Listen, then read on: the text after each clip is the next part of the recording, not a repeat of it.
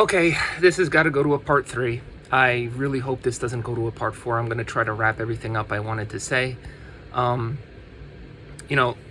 found something quite funny in the closet. Look at this thing. I don't even know where this came from. I think somebody got this for me as a gift, as a joke gift when I came out of the stable.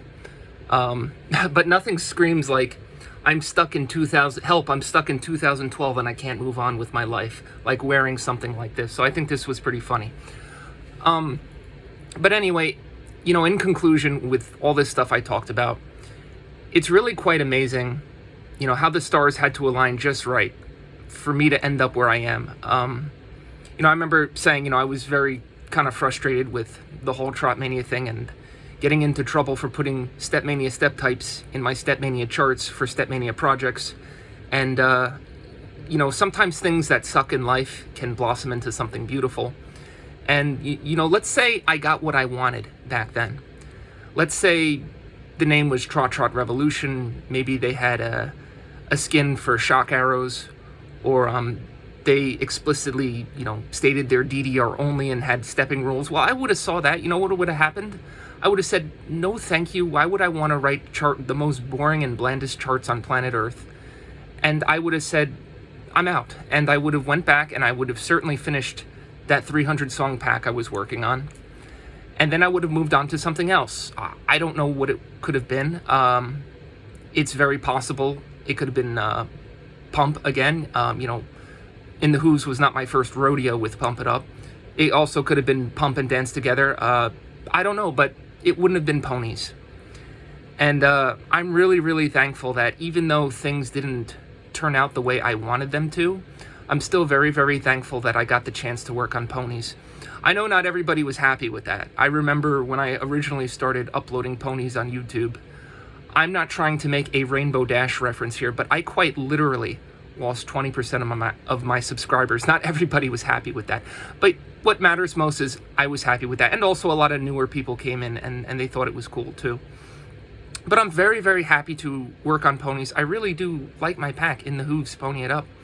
And more importantly, if this fiasco never happened, I would have never gotten involved with Project OutFox. And if I was never involved with Project OutFox, some things wouldn't be there. Like, I don't want to make it sound like I'm some kind of really important person over there.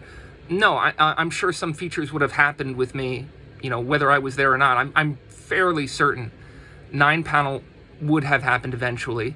It probably would not have happened as soon because I was on their tails about 9-panel for a very long time. I was trying to get them to get that out. But, they've, I've left so many requests and they fulfilled just about everything. I do want to thank the development team. Let me take a moment to do that. Jose, thank you so much for putting, I like to call them, I think they're called minefields. I like to call them mine holds. I just want to say thank you for putting them in for me. I remember requesting that way back in the Moondance server, and I wanted them for all the legacy game modes. And if I had them as early as Hooves 1 and 2, I'm not kidding when I say that my charts would have looked quite different. Like, I know it's a little bit obnoxious. I look back at some of those older charts and I have a hold and with one foot and you tap all around the pad with the other foot. Mine holds would have been a good substitute. And I'm learning that with In the Hooves 3. I did not expect to use mine holds as often as I do. I'm actually quite surprised how frequently I use them, and that's thanks to you. So I'm pretty sure that was your work that you put in there. I just wanted to say thank you to Jose. I would like to say thank you to Jouse. He does a lot of things, but I'm fairly certain. Keep in mind, I'm going all by memory, so if I get something wrong, you can yell at me in the comments. But Jouse put in 9-panel. I'm pretty sure he put that in for me. Jouse, I wanted to say thank you so much. That really means a lot to me. That was like my ultimate wish for StepMania, to have a 9-panel mode, and you made my dream come true. And, like I said before, I wasn't sure if I was going to love it or hate it. Look at me now. Like, I can't stop making charts for 9-panel. Like, I'm having the time of my life with it. And speaking of 9-panel, I know I got some comments, saying, can I do like 4 and 5 panel again? I really don't want to.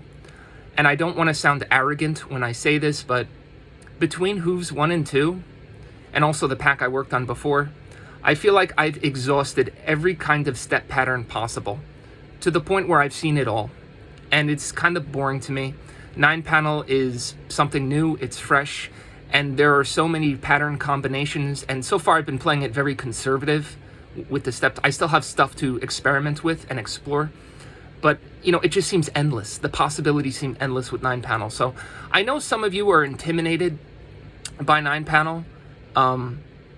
Here's my advice to you, like intimidated making charts and also playing it. Play official ITG, then play some official pump charts, learn the patterns. When you are confident about that, then you can try 9-panel, and it's not going to be that hard. Playing 9-panel isn't much harder than any other dance game mode. Yes, it's the hardest, and same thing with making the charts. Yes, it's the hardest, but it's really not that much harder than making a chart for, let's say, pump doubles. It's really not that much harder. You can do it. Believe in yourself. That's what I'm going to say to you. But anyway, thank you so much, Jouse. I want to personally thank Squirrel. Thank you for listening to me throughout the years. I've had a lot of small concerns, and you've always been there to listen and care. I really appreciate all that you've done with this project. It's been amazing. And like I said originally, when I first messaged you, I just had a really good feeling about you as a person. I guess that intuition was completely correct. And I remember requesting some things that I thought were a little bit ridiculous, like when I realized that I wanted fake mines in a couple Pinkie Pie songs, and also the extra fake step types. I remember thinking when I brought that up to you, gonna like laugh at me and kick me out of the server and say my creativity has gone too far. Get out of here, clown. Something like that. And you were like, no, that's actually quite interesting. Jouse, can you make that happen? And Jouse was like, yeah, that's a piece of cake. And I knew I was working with a really great group of guys before that.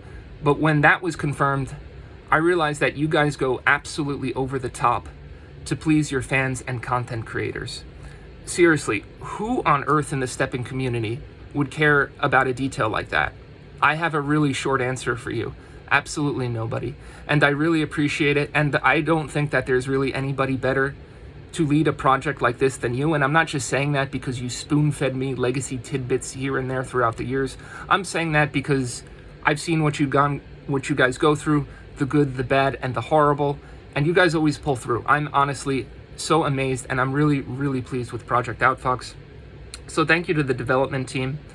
I think I want people to remember two things. I want people to remember that Pump It Up Pro was really important. And, Pro came out, in case I didn't emphasize this in the first video, Pro came out during a time that was a little bit dark. It came out at the perfect time, to be honest.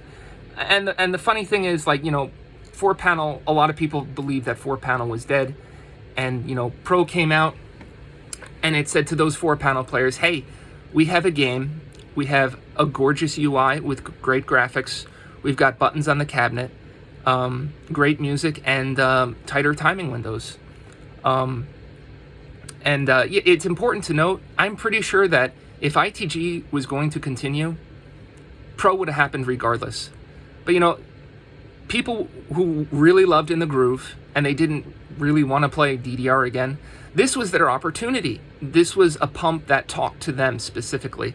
And for the first time ever, a lot of 4-panel only people played Pump It Up because of ITG Pump.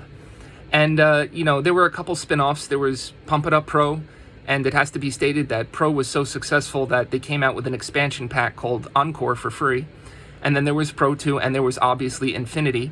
And after that, I think it was just back to the mainline Korean games. And a lot of those people who played ITG Pump for the first time, kind of merged back in with the rest of the Pump players with Korean Pump. So, Pump It Up Pro, whether you love it or hate it, it had a mission, and it was successful. It really helped. It was a really good thing for dance games in general.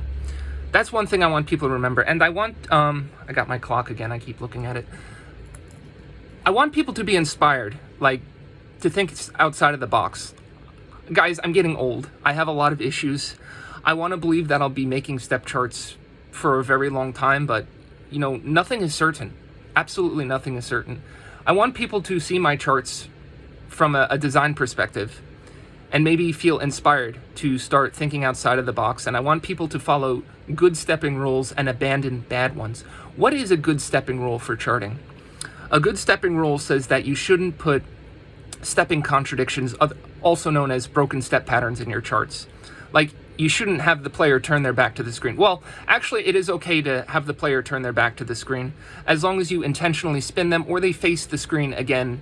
The pattern resolves. You don't want to write an old school DDR chart where the player's back is to the screen for like 15 seconds or more. I mean, that's just ridiculous. And believe it or not, I personally know people still to this day who write old school DDR charts with broken patterns. And I once heard DDR described as a puzzle game, not a rhythm game, because you had to figure out when it was appropriate, when it was best to do a turn into a crossover, or when to double step that crossover.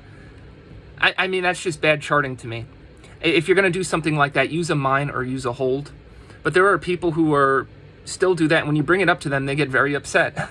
You remember like the old school charts, especially with Pump It Up, they were quite difficult. Why were they difficult? They weren't made to be difficult. They were difficult because they were poorly made.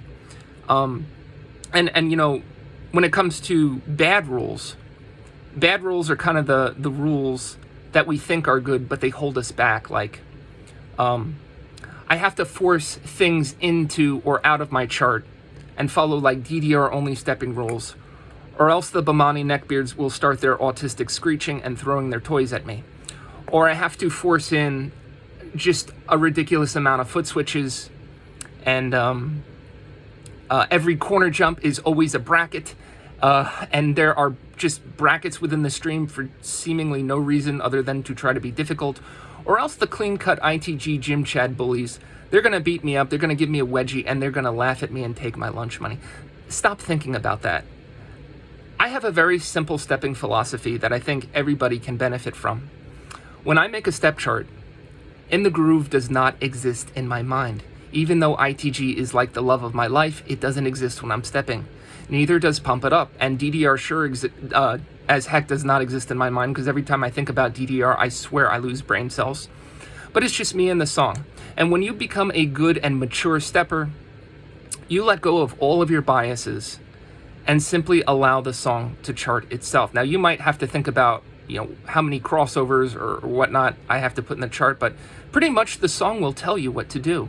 And I think that will help a lot of people. And there's really nothing wrong with starting out as DDR as a basis. Like, if you're mildly inspired by what I'm saying and you're kind of intimidated, like you don't know what to do with the step types or where to put them, start out small. Like, it's okay to step DDR, but just do the absolute basics that you know.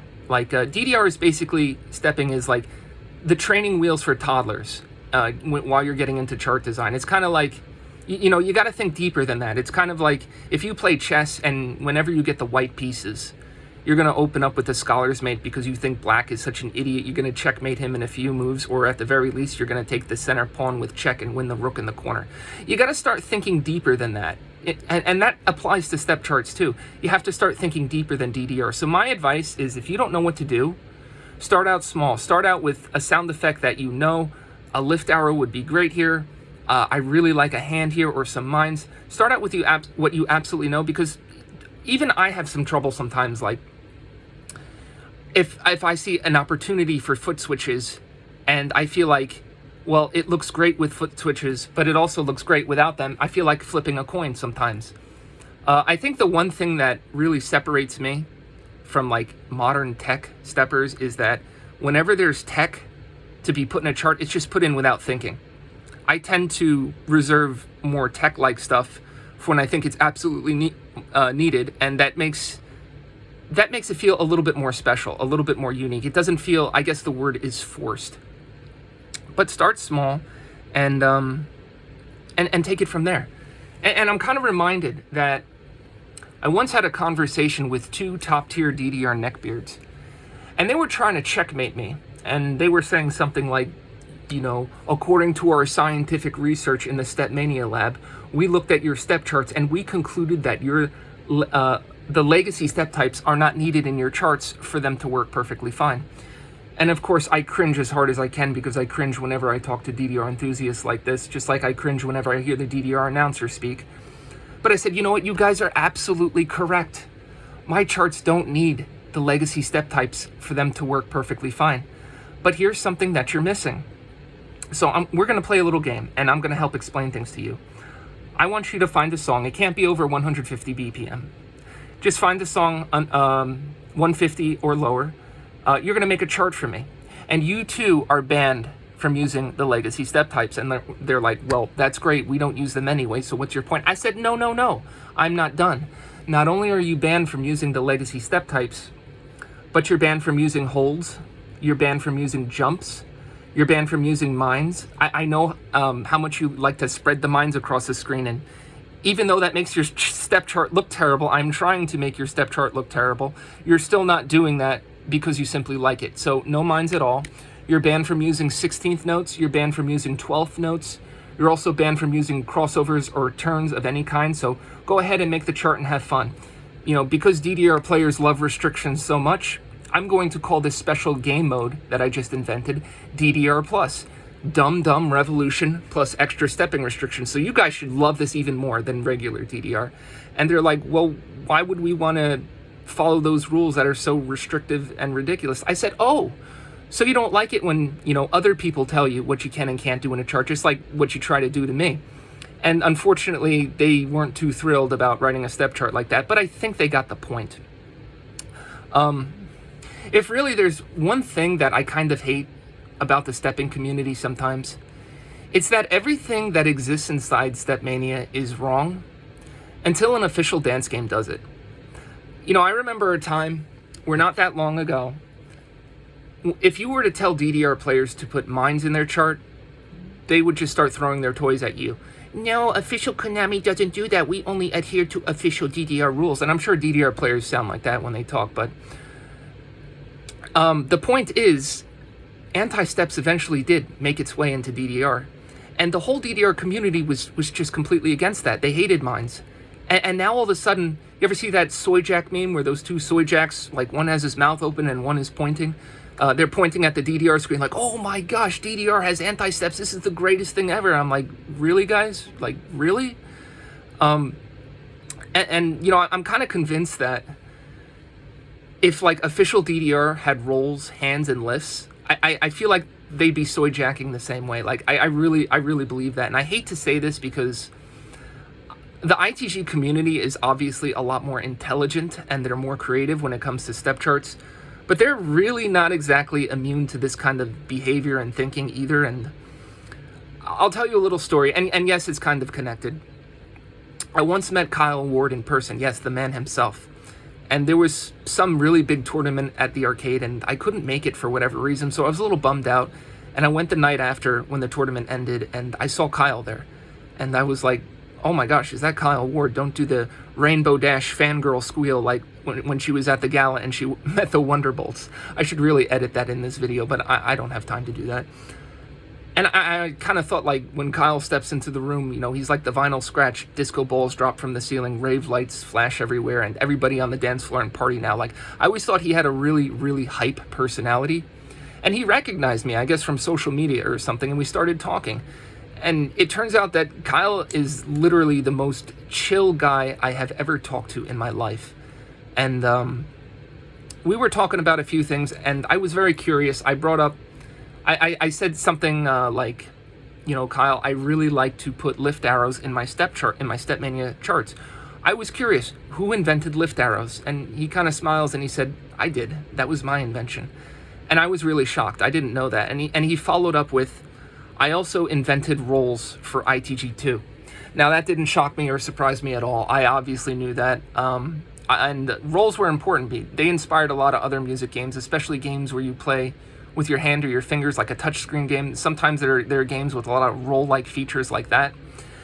But then he followed up with something that shocked me even more and simultaneously broke my heart into a tiny pieces, like when Twilight Sparkle's heart broke when Spike was talking to her. He said, in the Groove 3 was supposed to feature lift arrows. And that was really surprising to me. And if I had two wishes for the ITG series, it's obviously that In the Groove 2 for the PlayStation 2 was released. And now more than ever, I wanted In the Groove 3 to have come out, even if it only lasted a very short time. I just wanted it to be out, because you know what that means? The ITG charting meta would be completely different to this day. We would see lift arrows everywhere. So, you know, I was kind of fascinated with that, and we were talking a little bit more, and I got a picture with him, believe it or not. He took a picture on his cell phone. That was nice of him, and he sent it to me. And then as I was leaving, I was kind of kicking myself because I meant to ask him another question. I wanted to ask him, where did figs come from? Was that your invention as well? And I forgot. And, you know, ITG was such a magical game. It was like the only dance game to give us something new to play with every single mix. In the Groove 1 gave us hands, and it gave us anti-steps. In the Groove 2, I want to say it gave us brackets, or at the very least, it greatly encouraged. Because you got to remember, In the Groove 1 didn't have a dedicated cabinet. I'm pretty sure, correct me if I'm wrong, but ITG was originally supposed to be an upgrade kit for Technomotion cabs. Correct me if I'm wrong. I'm pretty sure about that. But there weren't enough of them. And they settled on DDR, on old DDR cabs, and those weren't the most friendliest to bracket. Yeah, you could probably bracket like whole notes, but if you're, you know, thinking like modern tech charts with 16th notes, brackets within streams and stuff like that, forget about it. That's not even gonna be possible. But, you know, ITG 2 pads were a little bit different, and I say this because if you look at the doubles charts, especially like the 12s and up, and you see the hands, it's almost humanly impossible to hit some of those hands with your actual hands. I really think they were trying to encourage bracketing in ITG 2, and of course it gave us rolls. And In the Groove 3 was supposed to give us lifts. Does that mean that In the Groove 4, if that were to happen, would they have given us fakes? No, I don't think so. Why? Because why don't we see them in StepManiacs? But the point is, and by the way, this meeting I had with Kyle, this was just before the time where he went to Japan to have a meeting with Konami about this new dance game. And he kind of teased me about it at the arcade. He said, you know, I'm working on a new dance game and you might be seeing lifts in it. And I like had my fingers crossed. I said, Kyle, please make it 9-panel. But, you know, the point is, the game came out. It's called StepManiacs. And just like the DDR players were soy-jacking over shock arrows, now the ITG players were soy-jacking over lift arrows. And I kind of found that a little bit pathetic, because I was an OG lift arrow user. I don't want to say that I was the first person to drop a lift arrow in a step chart ever. That's definitely not true. When did we get lift arrows anyway? I actually don't think it was StepMania 5. I think there was some kind of special 3.9 update called 3.9B or something. You can let me know in the comments about that, if that's true or not. And it gave us rolls and lifts. And yeah, I remember my first exposure to a lift. I was using lifts before ponies, and it was a novice chart, and there was a very funny sound effect. It only happened once in the song, and I put a lift arrow as a joke there. I'm like, haha, that's funny. And I was intending to go back and delete it and put a tap arrow there instead. And I'm like, wait a second, I can't seem to get myself to do this. This fits unusually well, and I couldn't remove it. And I said, I'm keeping it. And not only am I keeping it, but I'm going to keep an open mind and start considering lifts in the future. And that was my first time I used a lift, but it seemed like everybody in the whole world was against me for using lift arrows. Like, people thought it absolutely did not belong in my pump charts. Neither did it belong in my ITG charts.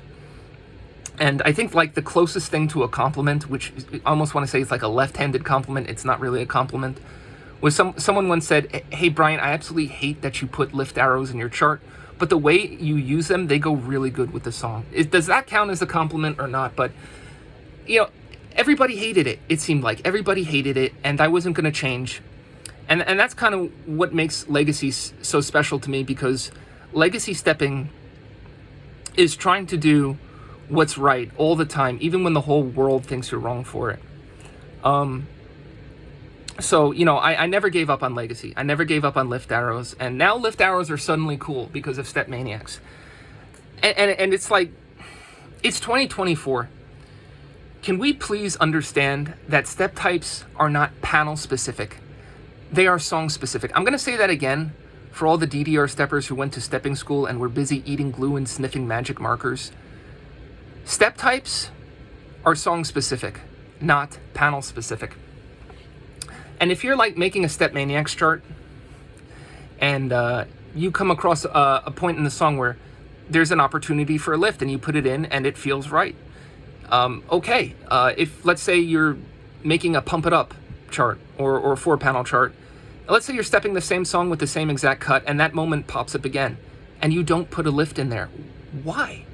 Why would you not put a lift in there? Folks, like those 2 DDR players I was talking to, the point of legacy stepping is to not have a chart that works perfectly fine. The point of legacy stepping is to have a chart that can be the best it can possibly be. And if you want to do that, then you've got to keep an open mind and use all the tools you are given in the StepMania editor. I really hate to say this because it's kind of harsh, but when you go into the StepMania editor and you say, I'm going to make a step chart with DDR rules only or Korean pump rules only, you failed your chart before you even put the first arrow in, at least in the terms of the best it can possibly be. I can't think of one single chart I have ever made, especially when I started Hooves, that didn't do something illegal for DDR or Korean pump. And so, what was it? I gotta check the clock. How much time do I have?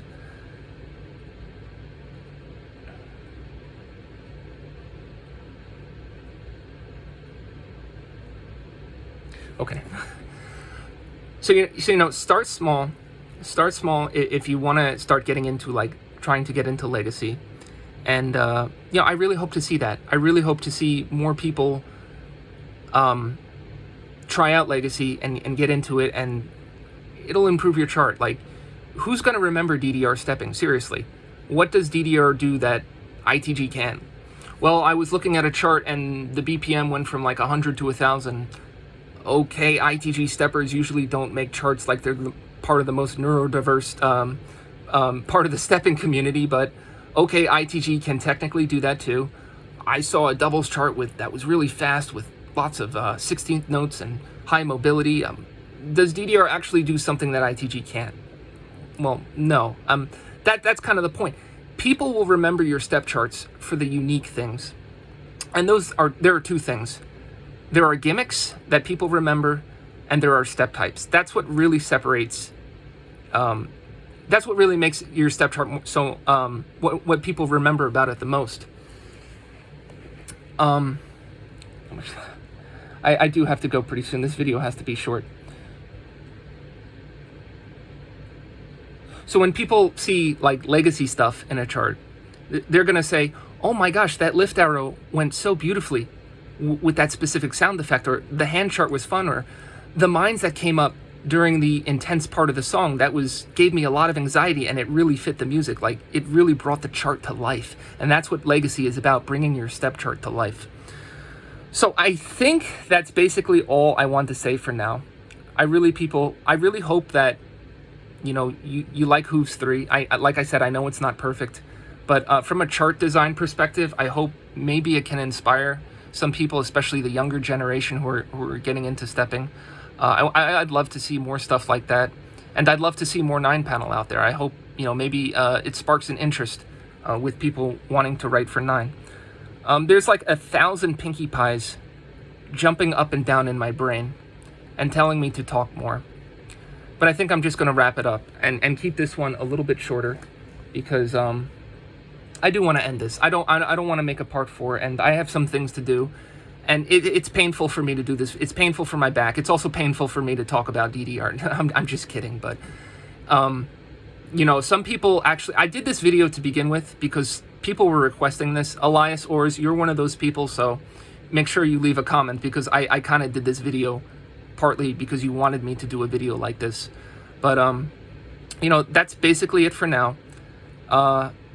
I guess thanks for listening, and I don't know if I'm going to do more vlogs like this. I don't know if I'm going to make more videos. This is kind of time consuming. It's a little uncomfortable for me. And, you know, I'm going to try to get back to uploading the regular schedule back with more Hooves charts, more 9-panel stuff. So I hope you guys enjoy that. Thank you so much. all the cool kids, I had an opening line. All the cool YouTube kids, they say something at the end of the video. What do I say? What does a heyday mean? Doesn't that mean like you're in your prime or something? And what kind of pony doesn't like hay with their day? So you know what? Have a hay kind of day, guys, and maybe I'll see you next time. Take care.